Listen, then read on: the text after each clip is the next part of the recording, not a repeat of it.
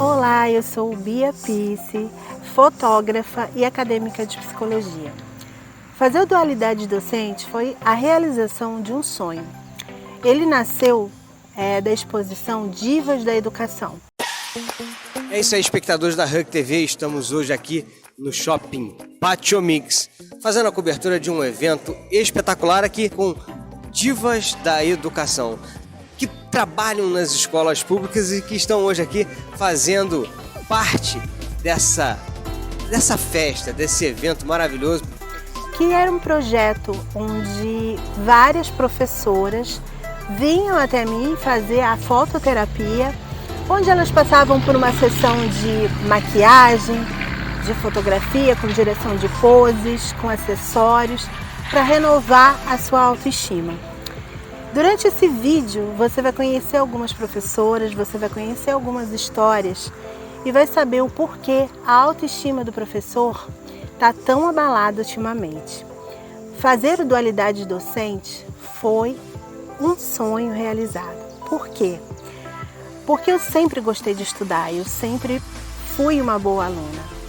E quando eu morava em Goiás Velho, eu estudava na primeira série e no caminho da escola a gente sempre encontrava com a escritora Cora Coralina, sentadinha na porta de sua casa, ali do lado da ponte, do lado do rio.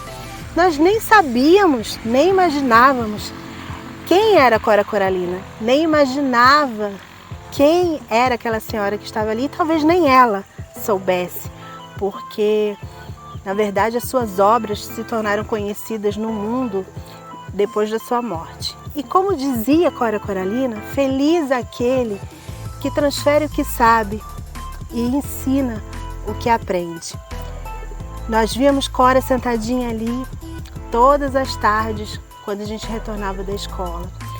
Ou quando a gente ia para a casa da professora ajudar a passar as provas no mimeógrafo.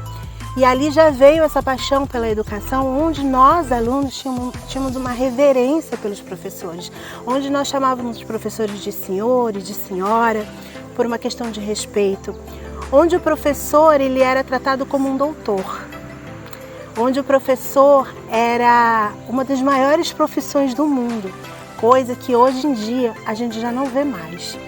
Esse documentário ele foi feito para resgatar a autoestima dessas mulheres, dessas professoras, dessas diretoras que estão à frente das salas de aula, ensinando, formando doutores, formando todas as profissões. Hoje em dia é uma profissão muito banalizada, é uma profissão que não está sendo valorizada como deveria. Então que esse documentário seja uma ressignificação, seja um resgate, seja uma reflexão, para que a gente venha olhar para esses professores com os olhos de quem viveu na era de Chiquinha Gonzaga, onde os professores eram apresentados como se fossem os médicos, onde os professores eram reverenciados. A gente está tão longe disso, né? A gente perdeu tanta coisa com isso. Hoje, os professores em algumas escolas, em algumas cidades, passam até por agressões físicas, agressões psicológicas, onde professores passam até necessidade. Os professores de hoje em dia, tanto nas redes sociais como dentro das escolas, dentro das casas, eles são depreciados. Que o nosso documentário sirva para ressignificar essa profissão tão bonita. E é por ela, é por conta dela, é por causa desses profissionais que você, eu, todos nós, hoje, também temos uma profissão. É por conta desses profissionais que hoje nós temos uma educação. Então que você possa curtir cada minutinho desse documentário, que você possa olhar para essas pessoas com outros olhos. A exposição Divas da Educação, ela foi um renovo na vida dessas mulheres. Elas foram para o outdoor, elas foram para convites impressos, elas fizeram sucesso nas redes sociais, como tantas influências que a gente vê por aí. A exposição delas foi para shopping, câmaras municipais, foi para universidades. E os alunos e os pais, eles iam do lado das fotos para tirar foto e falar: essa é a professora do meu filho, essa é a minha professora. Eles iam embaixo do outdoor, tirava foto e postava nas redes sociais e falava: ela é a professora do meu filho. E é isso que a gente quer. A gente quer ver essas mulheres, essas professoras, sendo valorizadas, com as suas autoestimas elevadas. A gente quer ver essas mulheres indo trabalhar com um sorriso no rosto, não somente porque precisa, mas porque são apaixonadas pela profissão. E se você é professora, que você possa olhar esse documentário e que essa chama que te fez escolher a educação um dia possa ser avivada dentro de você. É isso que a gente espera. Sejam bem-vindos, sejam bem-vindas ao Dualidades Docentes.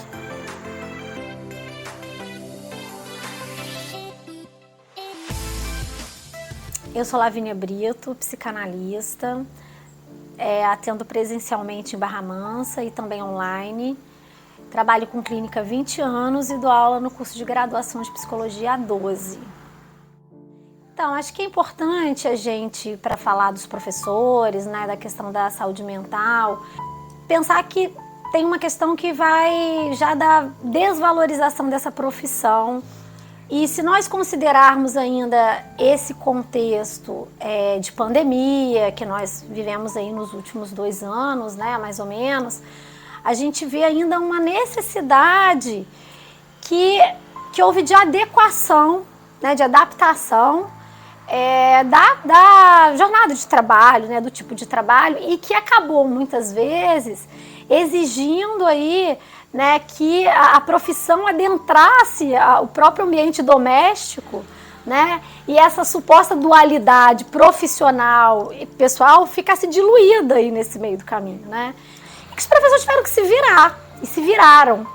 Realmente aí foi redescoberto o valor dessa profissão, que sempre foi tão fundamental, é a base de tudo mesmo, e que ficava, né, meio que esquecida aí, né, em detrimento de outros fatores. A gente viu assim as mães, os pais, né, vendo o que os professores passam na condução da sala de aula, né, na condução com os alunos, né, e vendo que isso não é nada simples. A profissão, né, o ofício do professor, ele é um daqueles que traz a maior carga mental, no sentido de que o trabalho não se resume ali à sala de aula, né? Muito pelo contrário, ele começa muito antes, aí é trabalho que leva para casa para corrigir, é prova, aí é o trabalho em casa, né? Que se mistura à rotina familiar, né? E que é um trabalho invisível. Às vezes o que as pessoas veem é aquela pontinha, né? Foi ali, né? Deu a sua aula. Os professores, eles são um grupo alvo, né, da síndrome do burnout, que é esse esgotamento né, físico e emocional aí, em função não só do trabalho, mas de um trabalho que tem como base a relação com outros seres humanos. A gente pensando em termos de saúde mental, né, é poder reconhecer esses limites.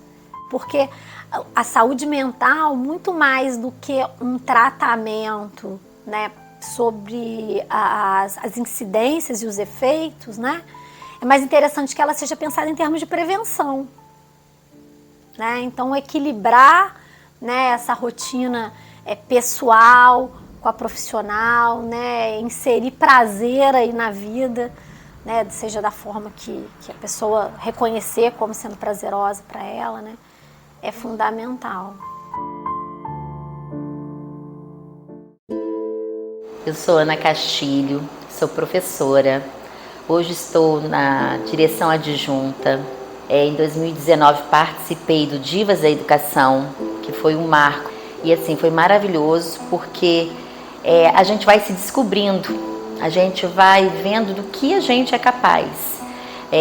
Eu tenho ansiedade, eu tenho depressão, mas com tudo isso que eu venho trabalhando em mim, através de terapia, através de fototerapia, eu tenho conseguido ser mais feliz. E eu acho importante nós, professoras, termos esse momento, né, de autocuidado, de autoconhecimento, de autoestima. A pandemia atrapalhou, sim. O professor se distanciou do aluno, né? Os professores ficaram inseguros. Eu, enquanto diretora, a gente não parou na pandemia. Eu, no primeiro dia que eu fui fazer a entrega, eu tive uma crise de ansiedade muito grande, porque eu estava com a máscara, né, protegida, tudo, e eu fiquei muito tensa, eu tremia muito, eu tive que sair da onde eu estava, vir para a sala, respirar. Custei a voltar, porque eu estava com medo, porque era tudo muito novo pra gente, a gente não sabia, né? Eu comecei a trabalhar, né, em outras coisas, porque apesar de vir trabalhar na escola, um certo período, eu ia para casa e ficava com tempo ocioso. E aí eu comecei a empreender. Nesse empreendimento tem treinamentos, trabalha a autoestima da mulher, né? Então eu comecei a focar em outras coisas para não ficar pensando só em pandemia, só em problemas. Esse reconhecimento, esse carinho, esse retorno das crianças e dos pais, para mim não tem preço. Eu amo o que eu faço. Chegando em casa, primeira coisa que eu faço, tomar meu banho, comer alguma coisa, reencontrar meus filhinhos pet, que já ficam me esperando, descanso um pouquinho, porque minha vida já começou 4h30, 5 horas. Acordo cedo, já faço o que eu tenho que fazer, que é o almoço, o café. Nesse horário eu já estou muito cansada. Quando eu chego, faço essa minha rotina e depois eu vou procurar estudar. Também tenho os meus treinamentos do meu empreendimento. Com isso eu vou adiantando, fazendo meus planejamentos durante a semana. A parte que eu mais gosto é cozinha, mas da parte de fazer comida diferente, pratos diferentes. Essa mesmice de todo dia me cansa. Eu gosto de novidade. Todo domingo é uma briga aqui em casa, porque eu falo, o que a gente vai fazer de almoço? Então no domingo tem que ter alguma coisinha diferente.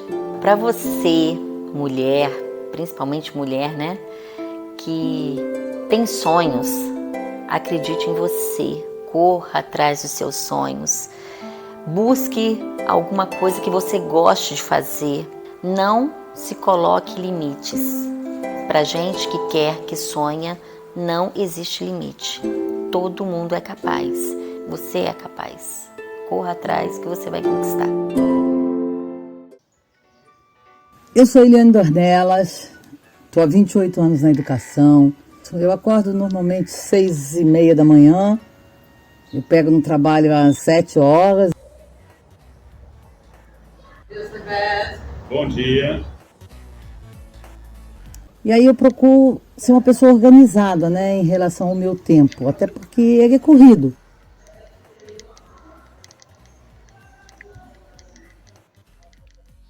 Olá, eu sou Eliane Dornelas, sou professora, educadora, trabalho na educação há 28 anos.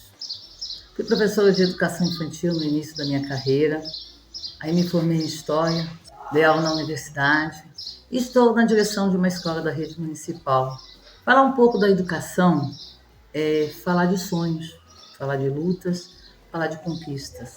Durante esses 28 anos, a gente já viveu de tudo um pouquinho na educação. Alegrias, dores, tristezas, angústias. Mas o mais importante é a gente entender o porquê da nossa profissão.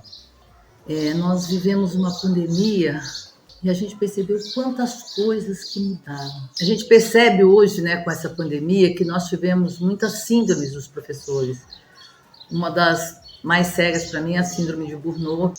Então foram várias situações que a gente percebe que o professor teve que se reinventar. Então a importância de você procurar ajuda. Falar do professor, a gente percebe, né, que alguns professores têm essa relação com essa síndrome de Burnout, de cansaço excessivo, dor de cabeça, insônia, sentimento de fracasso, de insegurança. Às vezes você, com essa pandemia, ficou assim, será que eu consigo mudar alguma coisa? Será que eu consigo melhorar? E aí a gente percebe algumas pessoas que são muito negativos. E isso, na realidade, a gente acha que a pessoa é assim, não, isso é uma síndrome. E essa síndrome, ela pode ser tratada. Eu também, como todos, me reinventei. Então eu comecei a reorganizar a minha vida.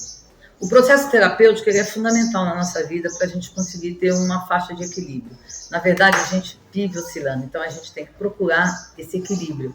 Esse equilíbrio está dentro da gente. Ninguém vai fazer por você. Você vai se superar. Somente você pode mudar a sua história. Somente você pode mudar a sua vida. E aí eu me superei. Eu comecei a me reorganizar na vida. Eu comecei a ir fazer atividades físicas, porque ela é importante, porque ela trabalha toda a sua endorfina. E aí você fica mais calmo. Tá? Para você não se encher de remédio, você procura alguma coisa. Comecei a andar de bicicleta, comecei a reorganizar e a fazer a minha agenda diária. Então, cada dia da semana eu tenho uma atividade diferente. A terapia é muito importante, porque você tem o processo todo do equilíbrio.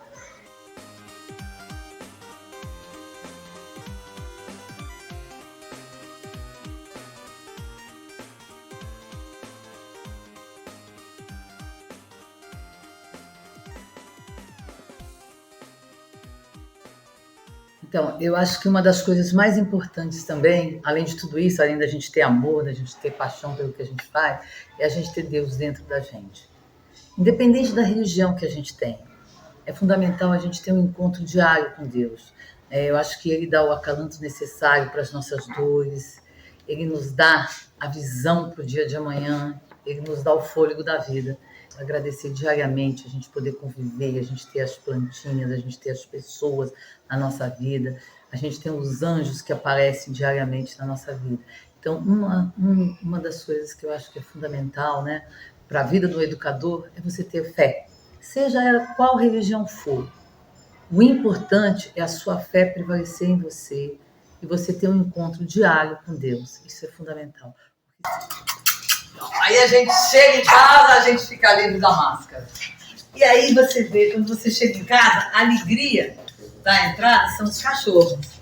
Mas aí tem mais alegria, não tem só os cachorros, não. Depois de um dia de trabalho, depois de ter feito a academia, de ter feito tudo, o mais importante é a gente chegar em casa, sentar no final desse dia, que foi um dia cansativo, que você teve vários problemas, e parar um pouquinho, escutar um pouquinho Deus. E aí é nesse momento que a gente vem e aí a gente vai fazer uma oração, vai agradecer a Deus pelo dia de hoje, vai agradecer a Deus por nós termos tido um dia cheio de paz, de alegria e de amor.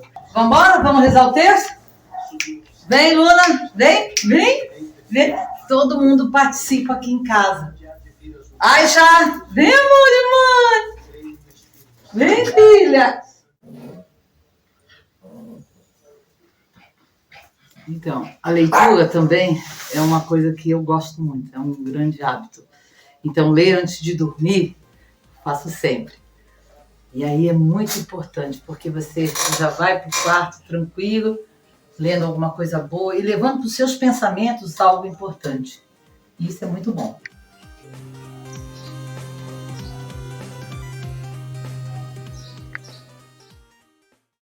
Eu sou Maria Adélia da Silva, sou gestora da creche da Casa da Amizade há 8 anos, mas anteriormente eu já trabalhava lá como secretária na parte administrativa, então somando 8 anos com os anos anteriores, já se vão 33 anos dedicados à educação. Eu ganhei de presente esse humômetro de uma psicóloga que tinha uma clínica e ela fechou a clínica e ela me deu. Você quer? Quero. E aí eu uso, né? E evito de evitar chegar aqui. E cansada, na sexta-feira normalmente aparece um pouquinho, mas o triste eu nunca deixo transparecer. Trabalhar aqui na Casa da Amizade, para mim hoje, é a minha vida. Toda a minha história, ela está aqui. Eu tenho isso aqui como a extensão da minha família, né? É que eu construí tudo que eu tenho.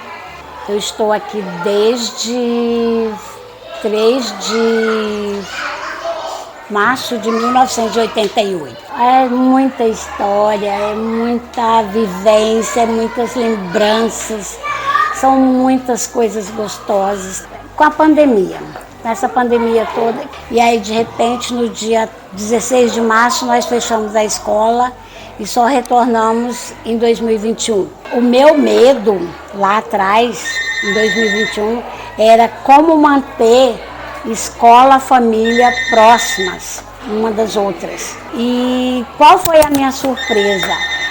A gente manteve uma relação muito próxima, muito boa, por sinal. Mas eu ainda sinto um pouco essa ausência da família dentro da unidade. Criou essa barreira, tá entendendo? Mas ano que vem será diferente, se Deus quiser. No caminho do trabalho para minha casa, eu já venho pensando, refletindo e meditando no meu momento de oração. Oi, isso aqui é a minha bagunça de todos os dias. De manhã, ao acordar, antes de ir para o trabalho, eu tomo suco verde. Eu não tomo café pela manhã. Então eu tomo suco verde e aí eu tiro na centrífuga, porque para mim é mais fácil. E quando eu chego do trabalho, eu tenho que montar toda essa bagunça, porque eu saio, deixo lavada, e aí seca. Quando eu chego, eu organizo tudo isso aqui para o dia seguinte. No ano passado, no período da pandemia, no isolamento total, eu entrei em parafuso, entrei num pico de depressão, tive que procurar terapia e acompanhamento psicológico, e o que me ajudou a me reerguer, a sair mais rápido da terapia foi a oração. Então eu chego em casa a partir de 5h10, 5h15, é momento de oração até 6h30. De 6h30, nos dias de segunda, quarta e sexta, eu saio e vou cuidar do meu corpo.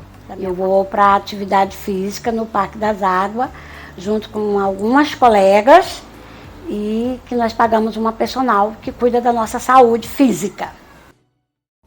Para a gente discutir a questão da saúde mental dos professores e professoras no nosso país, eu acho que a gente tem que entender a importância da escola nesse contexto brasileiro, para além da questão da formação. Entender que a escola acaba participando como parte da rede de apoio para outras questões, que além das educacionais, né? Uma das grandes demandas que a gente tem visto em conversa com professores e professoras, também com uma parte da gestão, aqui em Alagoas, na escola pública, é uma preocupação deles, por exemplo, com os índices de violência doméstica que têm aumentado durante a pandemia, né? Agora, com o retorno presencial, como lidar, a grande preocupação deles é como lidar com os reflexos dessa pandemia, por exemplo, como a violência. Porque a gente já sabe que uma das características principais da violência doméstica contra criança e adolescente, ou da violência com criança e adolescente no nosso país, um grande percentual ocorre dentro do ambiente doméstico. E a escola, como parte de rede de apoio para esse tipo de violência, era um dos lugares onde grande parte dessa violência podia ser detectada, né? Quando essa criança, esse jovem ia para a escola, então os profissionais acabavam detectando que tinha alguma coisa errada. Com a ruptura desse laço entre os estudantes e as estudantes e a escola, acabou comprometendo essa capacidade da escola de detectar as coisas ainda no início e acionar os outros órgãos competentes, né? Então isso só para dizer que a escola ela tem uma participação dentro dessa sociedade para além dessa questão da formação. E isso acaba também interferindo na saúde mental desses professores e professoras, né? Então, se eles fazem parte de uma rede complexa de apoio para as questões socioculturais, a gente também tem que levar isso em conta para construir redes de apoio, entendendo a complexidade disso que faz parte do dia a dia da escola. Então, como a gente consegue fazer isso? É promovendo debates e lugares onde essa realidade da escola pode ser entendida de forma complexa e atravessada por todas essas questões. É um grande desafio na direção do que a gente tem que caminhar para tentar produzir um melhor ambiente e melhores condições de saúde mental para esses profissionais.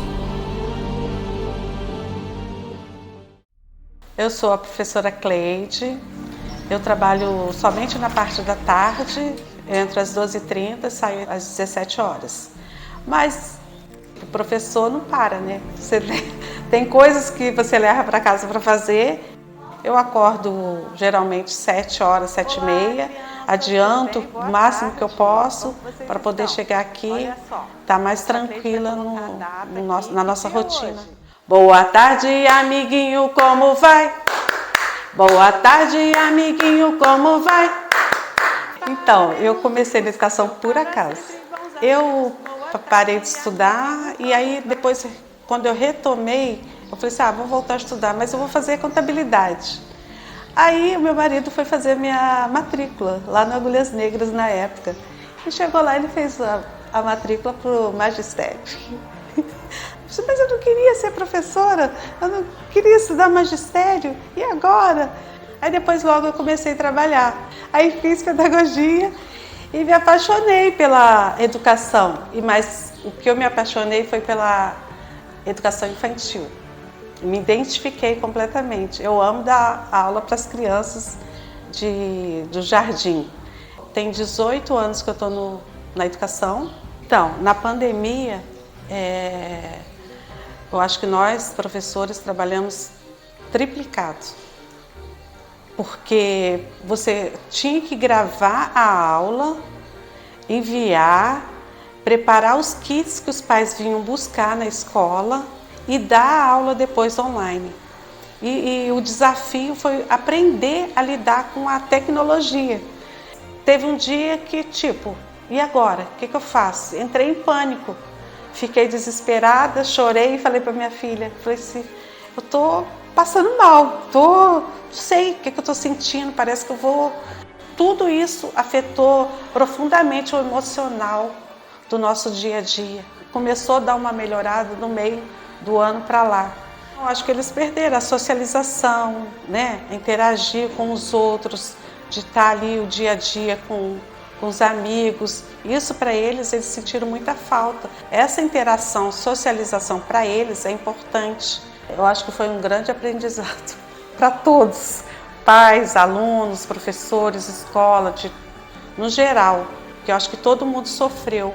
Eu acho que eu me superei bastante nas aulas online. Antes da pandemia, era bem legal, a gente tinha uma proximidade maior porque você encontrava com os pais, tinha reunião. Então, na pandemia não teve reunião nenhuma com os pais, teve reunião online, não é a mesma coisa, né?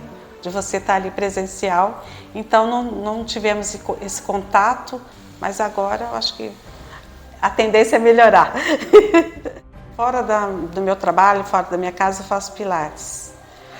Eu queria muito caminhar, eu andei caminhando uns dias, mas aí chove, você dá uma desanimada. Eu quero voltar. E além do mais, eu tenho 2 filhos que é professor de educação física. Mãe, você tem que fazer atividade física, eu vou passar uns exercícios para você. Fora da escola, eu tenho uma outra atividade, que é a paixão pelos doces. Eu faço brigadeiros gourmet, é minha paixão. Estou fazendo também uma faculdade de gastronomia. Já estou quase terminando. Então, todas as vezes que eu faço uma receita nova, eu falo para o marido, eu falo para a filha, vem experimentar. Aí, nem tudo eles gostam, porque são coisas que é receitas meio exóticas, coisas que levam na receita que não está acostumado no dia a dia, né? São preparos mais elaborados. Mas aí eles são as cobaias. Terminou o dia lá na escola. Então aqui em casa eu recarrego minhas energias para um novo dia. Fazer o doce, para mim, é uma terapia realmente. Então isso também é prazeroso. E é um momento que você desliga do mundo, só fica ali no doce. Meu nome é Maria Cristina Alexandra, mais conhecida como Maria Cristina nas escolas, e Cris na família, com os amigos mais íntimos, é Cris. Sou casada com o Luiz, eu tenho um casal de filhos adultos já, o Vitor fez 31, a André fez 28, e tenho, graças a Deus, ainda a minha mãe viva, fez 81 anos. Essa é a Maria Cristina, que gosta muito de falar, gosta muito de ler, gosta de cantar. A educação, eu como professora, junto com meu marido, a gente conseguiu ter uma casa confortável, né? Posso ter os bichos que a gente gosta, posso ter minhas flores. Então aqui, assim, é um momento que eu me recupero, reabasteço as minhas baterias, conversando com os bichos, conversando com as plantas, lendo meu livro, brincando com os cachorros. É o momento que a gente fala, ufa, mais um dia cumprido, graças a Deus. Fica aí ao som dos passarinhos, conversando com os passarinhos, e você fala assim, ai, graças ao bom Deus a gente conseguiu passar por essa pandemia que tantas pessoas, né, sofreram. E a gente está aqui, enquanto família, tem o trabalho que você gosta e pode fazer as coisas que você gosta com tranquilidade, sem tantas preocupações. Segunda, quarta e sexta, todo dia às 8 horas, eu faço hidroginástica, de 8 às 9. Na terça e na quinta, eu faço pilates, que é, né, a coluna, o tempo já precisa dar um trabalho com a coluna, principalmente com os joelhos. Então, terça e quinta eu faço pilates, e na terça, quarta e sexta eu faço drenagem, faço massagem, na quinta eu faço as unhas, é dia de fazer as unhas, o meu cabelo. Eu canto no coral Arte e Emoção. Além disso, esse ano nós estamos parados, mas eu faço um trabalho também com o Debut. É um projeto que a gente ajuda a realizar o sonho de uma festa de 15 anos para 15 meninas com parceria. Então, assim, é uma coisa que eu sempre tive vontade de ser, foi professora. Sempre gostei de ensinar, sou professora, já dei aula com professora substituta na faculdade e aposentei com 33 anos de contribuição. Quando eu fui interna 10 meses na Escola Sagrado Coração. Um período difícil que a minha mãe estava passando, nós somos 3 filhos e só eu que tinha idade para lá. Eu entrei lá com 7 anos.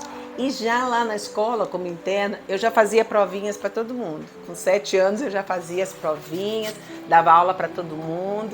Então, assim, é uma coisa que eu sempre tive vontade de ser, foi professora. O trabalho de orientação educacional, a gente faz esse trabalho de orientação mesmo, ver os problemas que a criança tem, as dificuldades que a criança tem, e ajuda a orientar a família, como ela pode ajudar. Como o professor, junto com a OP, a gente pode ajudar o professor a ajudar aquele aluno que está com dificuldade. Tem muitos aborrecimentos, porque muitos pais acabam assim, se estressando com a gente, né? A gente já sofria ameaças, né? Já tive carro arranhado, pneu furado, porque também a gente que faz quando a criança some da escola ou sofre algum tipo de abuso, ou a professora desconfia, dá um sinal, olha, Cristina, aquela criança ali está com uma marca, alguma coisa assim.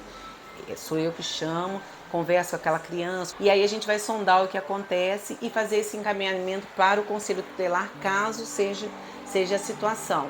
Eu sempre fui, eu me lembro desde de muito pequena, eu sempre fui líder, eu sempre fui oradora e também eu sempre mandei isso assim, meio...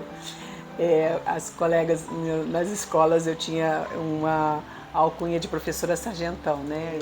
Eu aprendi, né, com a faculdade, os vários cursos que eu fiz, eu não sou tia, eu sou professora. Porque eles vêm com esse carinho de chamar de tia, né?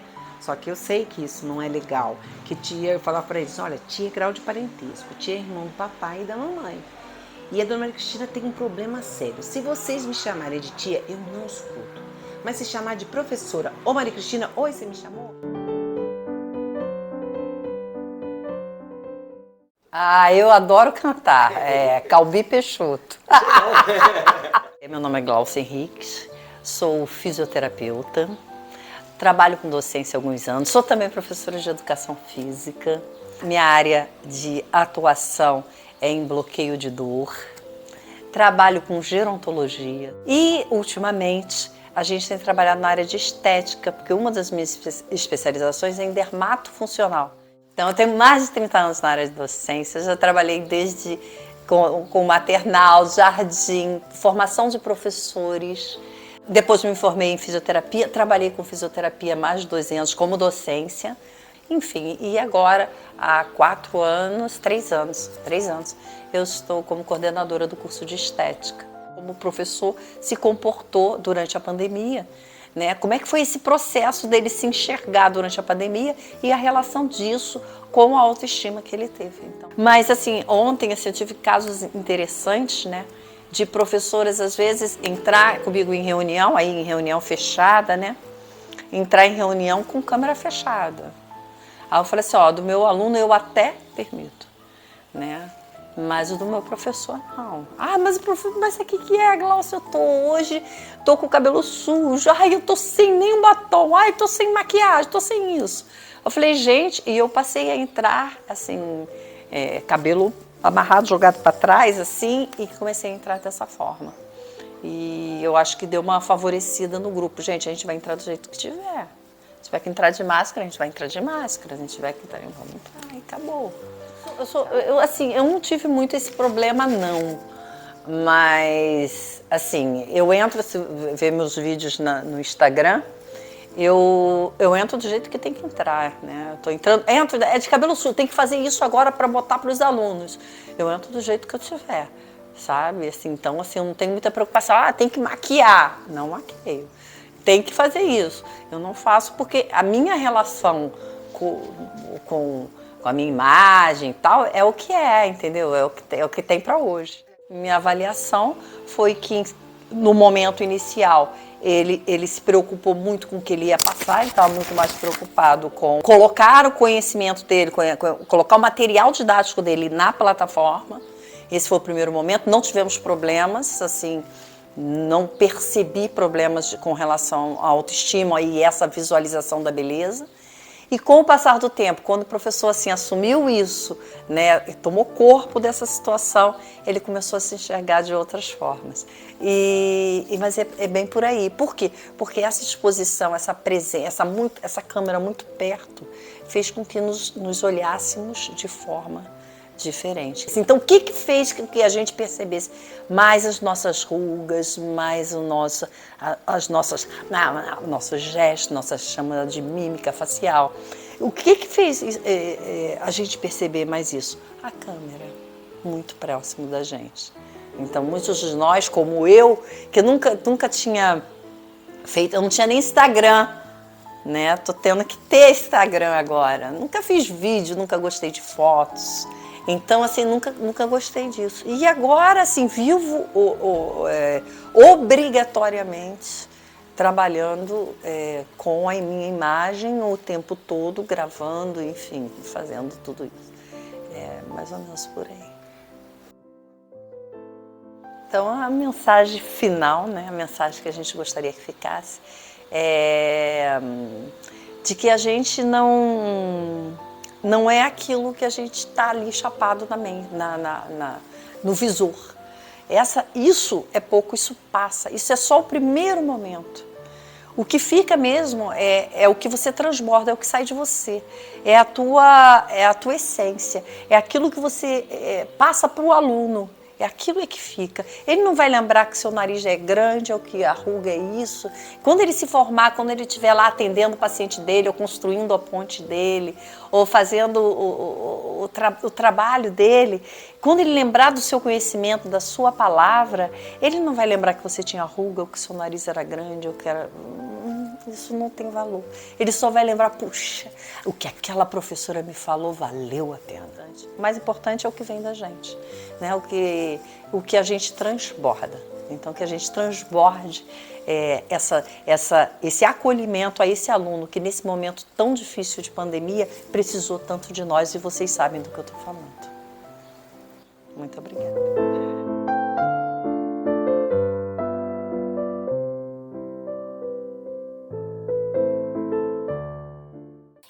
Olá pessoal, tudo bem? Meu nome é Igor Cardoso, sou farmacêutico, professor de farmacologia do Centro Universitário de Barra Mansa. Eu estou hoje aqui gravando esse vídeo com o objetivo de apresentar para vocês as principais diferenças entre dois medicamentos que são amplamente utilizados pela população que atuam no nosso sistema nervoso central. A diferença entre ansiolíticos e antidepressivos. Existe uma grande controvérsia, existem grandes dúvidas relacionadas à atuação desses medicamentos. E eu acho importante a gente criar, pelo menos, passar alguns conceitos básicos, algumas informações básicas sobre essas diferenças. Vamos lá. Vamos começar falando dos ansiolíticos. Ansiolítico, lítico vem de quebra, de ansiedade. Ansiolíticos, portanto, são medicamentos utilizados para tratamento da ansiedade. O que é importante que a gente saiba? A ansiedade, ela é um fator natural do corpo humano. É normal sermos ansiosos. Imagina só se não existisse a ansiedade, se não existissem as preocupações, o medo. Nós não teríamos medo, por exemplo, se nos depararmos com um animal feroz e a gente enfrentaria aquele animal. De alguma forma a gente, ou então não enfrentaria, ou então simplesmente deixaria aquele animal se alimentar, nos atacar. Então a ansiedade, ela vem lá com o objetivo de aumentar nossos níveis de adrenalina para que a gente possa lutar ou fugir contra um determinado perigo. Ok? E aí, quando a ansiedade ela torna-se exagerada, aí sim é necessário o tratamento, tá? E aí o tratamento muitas vezes consiste da utilização de medicamentos ansiolíticos. E aí nós temos vários medicamentos ansiolíticos que compõem esses medicamentos, né? Que compõem essa classe de medicamentos.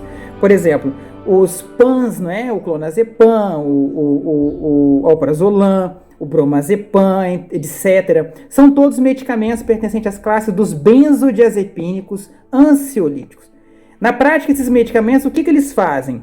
Eles diminuem a capacidade que o nosso sistema nervoso possui de transmitir impulsos nervosos.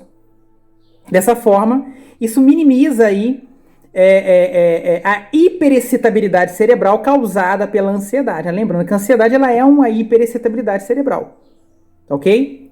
Então é muito diferente, por exemplo, de um antidepressivo. Enquanto que o ansiolítico, o objetivo dele é diminuir a hiperexcitabilidade cerebral, o antidepressivo ele tende a fazer um pouco do oposto.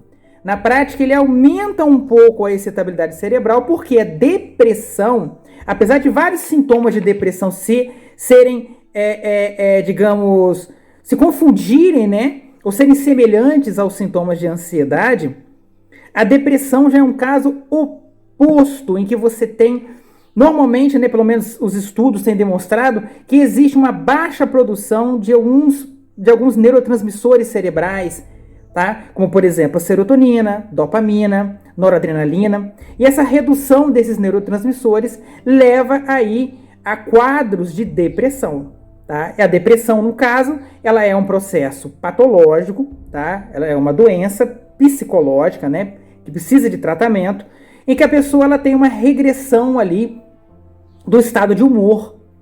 Então o estado de humor dela torna-se limitado, é uma pessoa que permanece triste, tem tendências suicidas muitas vezes, que chora muito, que tem perda de prazer pelas coisas. É diferente da ansiedade, né, gente? Que é aquele quadro de hiperexcitação. A depressão, normalmente, a pessoa tem uma baixa excitação. Ela fica mais prostrada.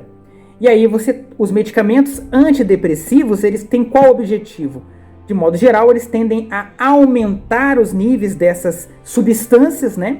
Que são substâncias que melhoram o estado de humor daquela pessoa, ok? Então, muito cuidado para não confundir. Existe na prática clínica o uso de antidepressivos para tratamento da ansiedade, mas muitas vezes o próprio antidepressivo ele pode piorar quadros de ansiedade. Então isso tudo vai depender muito do quadro clínico do paciente e muitas vezes o tratamento empírico, que consiste aí exatamente de você, no caso, o profissional prescrever o medicamento de acordo com a clínica do paciente e de acordo com a necessidade daquele paciente para cada para cada tipo de medicamento. Se aquele paciente vai se adaptar bem àquele produto, se não se adaptar, vai trocar. Existe um empirismo também associado a essa prática clínica que vai depender, obviamente, da forma como o paciente vai reagir ao medicamento, tá bom? Então, assim, de modo geral, essas são as duas principais diferenças, né, entre ansiolíticos e antidepressivos, tá ok?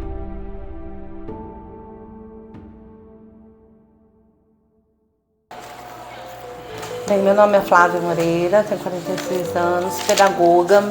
Comecei a lecionar com 17 para 18 anos, tenho 22 anos de carreira nessa área da educação. Estou como orientadora pedagógica aqui do município, 3 anos. Fiz a formação de professores no ensino médio, né, porque eu gosto assim, de ensinar, de ajudar as pessoas. Primeiramente, de ajudar as pessoas em geral. Então, fiz o ensino médio e entrei na faculdade de pedagogia. Só que, por engraçado, eu não queria fazer pedagogia, eu queria fazer informática. Só que o que acontece? Eu fui escolhida realmente por Deus, porque a informática era o quê? Muito caro na época, então eu me formei na Faculdade de Dom Bosco em 97. Tive estágio, a primeira turminha que eu entrei foi o pré-escolar, né, educação infantil, que foi o Jardim 2 na época. Foi numa escola particular, um primeiro desafio. Eu vejo as criancinhas de 3, 4 anos, 5, falei, meu Deus, e foi muito bom. Então fui abençoada mesmo por essa profissão de ser pedagoga. O grande desafio da orientadora pedagógica é colocar realmente, interligar o dia a dia dentro do projeto político-pedagógico, o PPP. Estamos na pandemia, ano passado, esse ano ainda está, e os professores estão sentindo cansaço.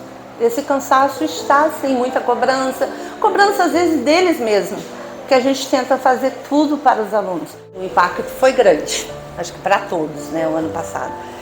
Trabalhamos totalmente remoto, dentro de casa, e para mim a terapia era sair de casa e ir para a escola. Lidar com as pessoas, poder ajudar, poder estar junto também, para mim foi um pouco horrível. Foi assim, muito horrível, ficar dentro de casa o tempo todo. Mas foi totalmente superado. Para mim, foi a melhor coisa foi essa volta. Eu acordo às 5 horas da manhã, tomo um banho e ajeito algumas coisas para poder sair de casa às 5 para 6. Pego o ônibus lá às 17h20, desço aqui na esquina e já venho caminhando. Subo, já chego em casa, já vou para a cozinha, vejo o que tem para fazer para cozinhar, né? Porque eu gosto de cozinhar, já chego à noite e deixo pronto para meu pai, para minha filha, para nós. Bem, meu sentimento quando eu chego em casa é realmente aquele alívio. Missão cumprida, tranquila, e agora sou mãe, sou namorada, sou noiva, sou filha, sou tudo. Bem, eu fiz parte, né, desse projeto da Divas da Educação, né, e para mim foi assim, espetacular. Eu não gostava de tirar foto, passei a gostar e me expressar, principalmente falar de mim, né, e isso foi muito importante para mim também. Desenvolvi bastante nessa parte e a minha autoestima melhorou, tudo que tem, nossa, estou me cuidando muito mais desde o projeto de Divas da Educação até hoje. Então, teve alguns meses atrás, eu estava trabalhando de manhã, de tarde, de noite. Chegava 10 e pouca da noite e já ia direto. Minha filha, todo dia dava atenção para ela, atenção, porque isso é primordial. Não importa o cansaço que você esteja no momento, você tem que saber dividir as coisas, tá? Mas temos que cuidar da gente para cuidar dos outros. Isso eu sei que a gente precisa fazer mesmo. Mais tarde, um pouquinho, depois do jantar e tudo preparado, Aí eu fico de 1 a 2 horas somente no notebook, diariamente, dependendo do dia. Às vezes todos os dias, às vezes um dia sim, um dia não, tá? E começo a entrar na faculdade que é online, analista de sistemas. Então, que eu estou no 2º período, né, tecnólogo de análise de sistemas.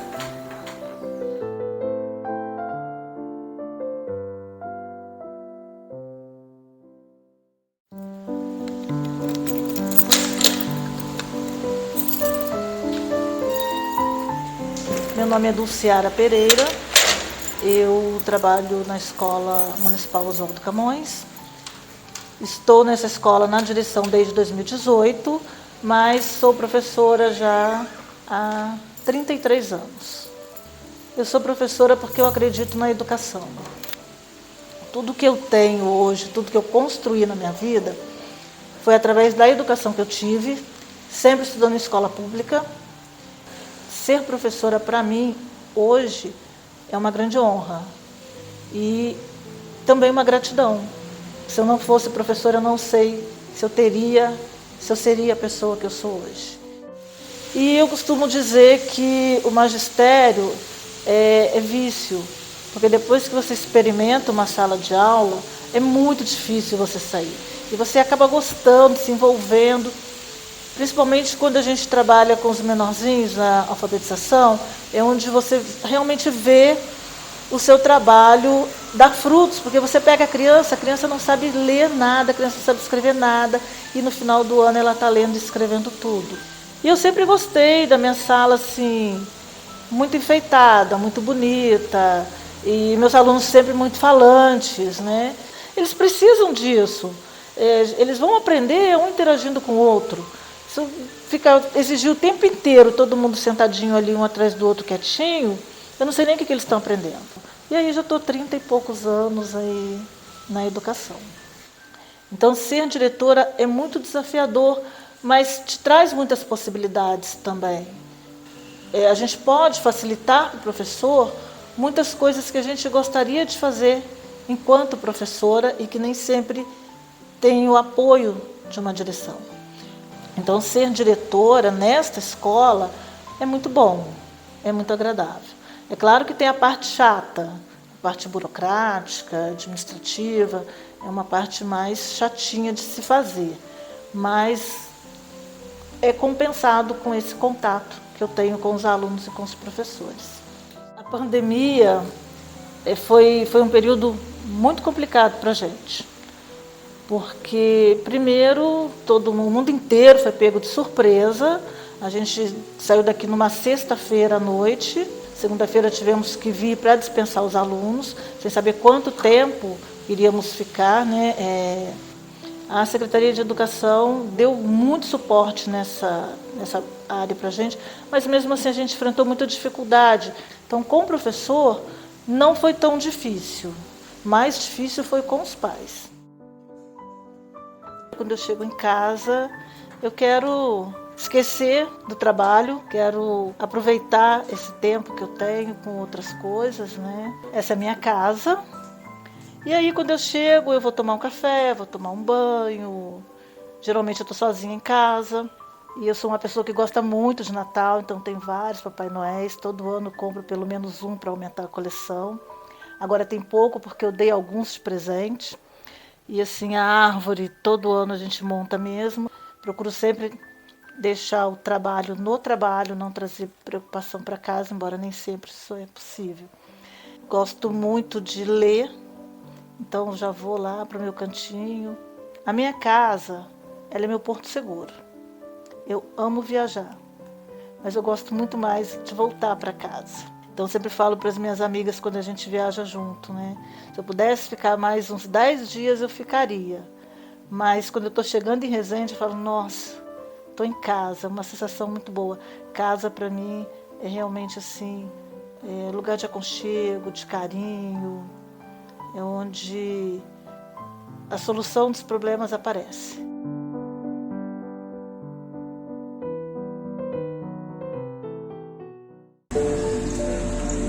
Meu nome é Kétere Figueiredo Paiva, sou professora. Acordo cedo, Atualmente estou na direção de uma unidade escolar, uma creche. Chego na creche por volta das 7, 7h30. E lá eu me realizo profissionalmente com aquelas crianças maravilhosas, com a minha equipe. E hoje eu vou mostrar para vocês um pouquinho da minha rotina, um pouquinho do que eu sou.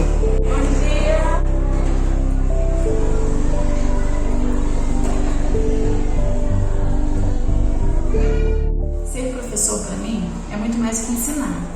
É lidar com vidas, com seres humanos, com a formação do ser humano, a formação da sociedade. E com a pandemia, nós tivemos muitas demandas. E essas demandas, elas não só trouxeram questões antes não vistas, ela trouxe mais preocupações, mais questionamentos e, ao mesmo tempo, aumentou a demanda de trabalho, o que aumenta também as pressões da nossa profissão.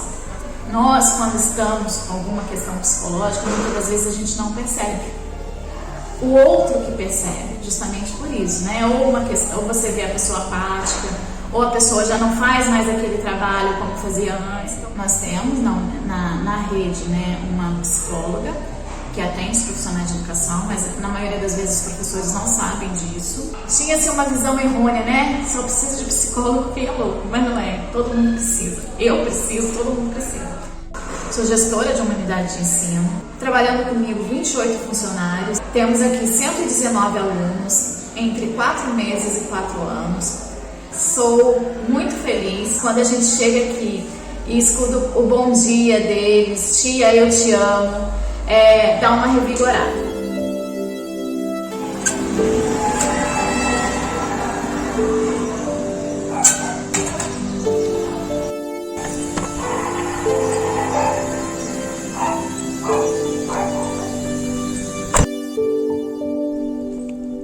Quando eu chego na minha casa, é o momento que eu me conecto comigo mesmo.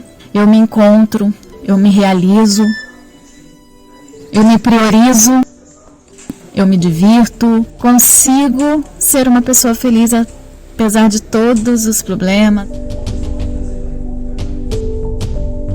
Tudo que a gente vive é aqui que eu me realizo.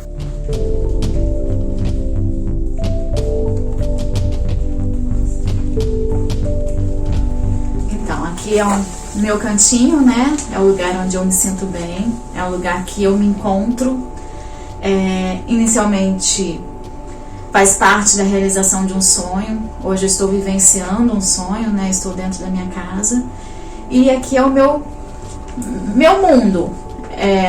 A hora que eu saio do serviço, né? Do trabalho, eu tenho mais trabalho, eu chego aqui, continuo exercendo a minha função como professora, mas é o momento que eu me conecto comigo mesmo, né?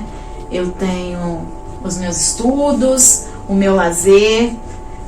Aqui é o nosso quartinho de lazer, é onde a gente assiste uma TV, onde a gente joga, onde a gente brinca, onde a gente conversa e onde eu trabalho também. Então este é o momento que eu tenho para mim. Então não é um fardo, né, continuar trabalhando. E quando acaba o meu expediente, né, é onde eu me conecto comigo mesmo. Eu tenho gratidão à minha vida, gratidão ao meu trabalho, porque foi através dele que eu consegui ter o que eu tenho hoje. Então, a gente precisa se conectar, né? A gente precisa se organizar para que a gente consiga realizar e ter prioridades. A gente precisa priorizar algumas coisas. Então, ser professor, como eu falei no início, é muito mais do que ensinar. É você lidar com vidas e, ao mesmo tempo, você se conhecer.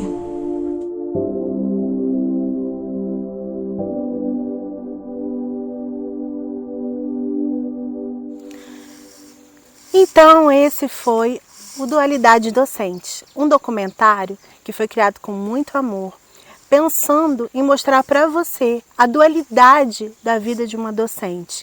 A vida dela na escola, a vida dela em casa, os trabalhos que ela leva para casa, porque vida de professor não é só na escola. E a gente pôde observar um pouquinho isso no vídeo. O objetivo é fazer você conhecer um pouco mais a fundo como é a realidade de uma professora. Aquela que acorda cedo, ou mesmo aquelas que trabalham de tarde, de noite, o que elas fazem em casa, o que elas fazem quando elas não estão dentro da sala de aula. Espero que você possa ter gostado, que você possa ter interagido com esse universo da educação de uma forma mais intensa. E eu queria te contar também que todo esse trabalho foi minuciosamente estudado.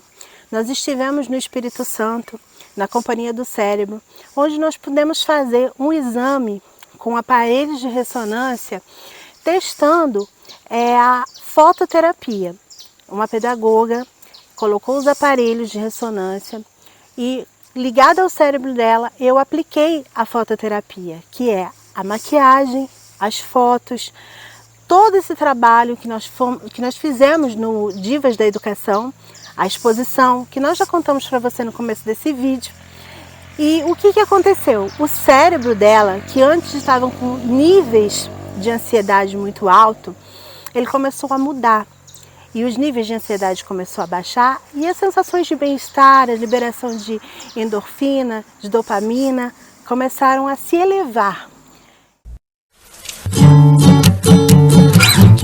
Fotógrafa profissional há 6 anos, a Bia decidiu usar o talento para multiplicar histórias como a da Mara. Pessoas que estavam com a autoestima em baixa e precisavam se lembrar que o mundo pode ser mais bonito. Mais de 300 mulheres já foram clicadas, em 8 estados. Gratificante você ver a pessoa ressuscitar em vida, porque tem pessoas que estão mortas em vida. Tendo pessoas que não conseguem tomar banho, que não conseguem fazer coisas simples, que para nós é simples. Não conseguem tomar um banho, não conseguem levantar da cama. Pessoas que às vezes vão trabalhar para a coisa não ficar pior, mas se elas pudessem, elas não iriam. Então você conseguir, de repente, fazer essa pessoa acordar com um sentido novo, não tem preço.